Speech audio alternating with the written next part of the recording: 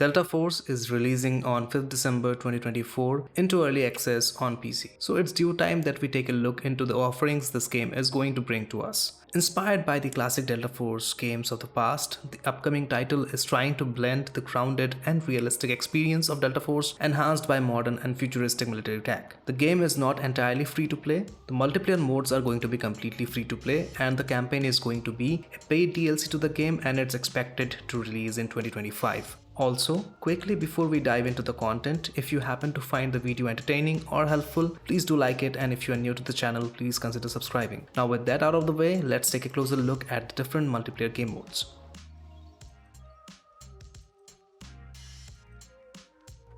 There are mainly two multiplayer game modes that will be available at the early access release: Warfare and Operations. Yes, in case if you're wondering, these modes have been renamed, simplified to be specific. There isn't any changes to the gameplay, just the names. Let's take a look into Warfare first. It's a multiplayer mode offering large-scale battlefield-like warfare. Players are either attacking or defending POIs. Initially, there were three types of warfare game modes announced during the dev talk. Those were Attack and Defend, King of the Hill, and Bleed and Siege. But on the recent social media update about the ongoing technical test, they mentioned a new game mode called Hill of Iron for Warfare. There shall be 8 maps at the launch of Early Access. Those will be Threshold, Shafted, Trench Lines, Ascension, Zero Dawn, Lily Grove, Rakesh, and Space City. There will be a total of 8 operators categorized into 4 different classes. Combat classes will be Medic or Support, Assault, Engineer, and Recon. Along with Infantry, players will also have access to aerial and ground vehicles to have that intense warfare experience. There will be decent amount of guns from all the well-known categories with tons of attachment and customization options.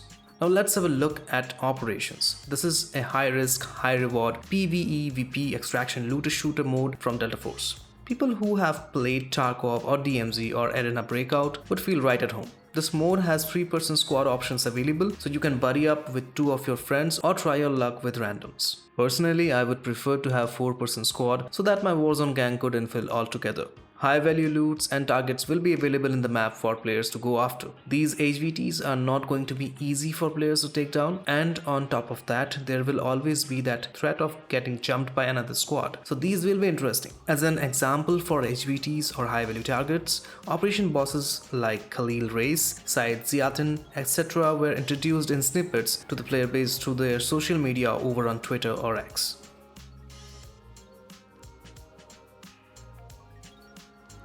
Let's take a look into the recent communication and updates for the game.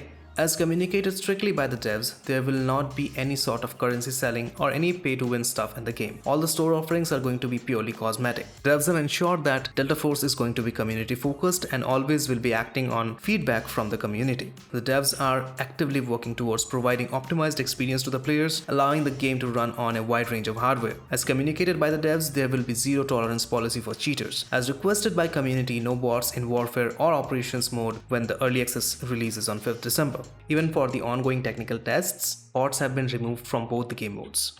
For the people who are interested in playing with bots, there will be separate offerings for them both in Warfare and in Operations. Based on the community feedback, Delta Force is going to introduce its first PvE raid map, Operation Serpentine, at the early access launch.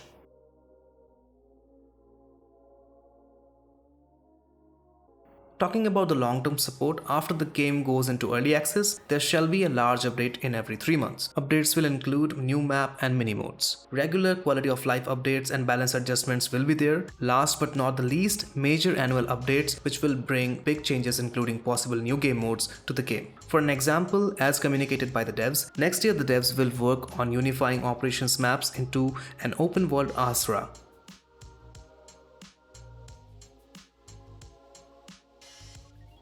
For what it's worth, Delta Force right now is going to be huge for the PC FPS community. Specifically, the people who have gotten bored from waiting on long queues in Battlefield 2042 and playing the game, this will feel like a breath of fresh air. We have a dev team here that is actively listening to the community and making changes for the community, which never happened in the entirety of Battlefield 2042's life cycle. On top of everything, both the multiplayer modes are completely free, which makes it all the more of a viable option for many players who might not have played a game like Battlefield due to its cost. I really do hope that the devs are able to port the game for consoles as soon as possible. To me, the best part about this game is that when I'm listing the positives, it being a free to play comes at the end. There are so many good things about this game that I'm hearing, and I can't wait to play Warfare possibly on 5th December or at the nearest weekend. See you guys on the battlefield. Till next time, much love and peace.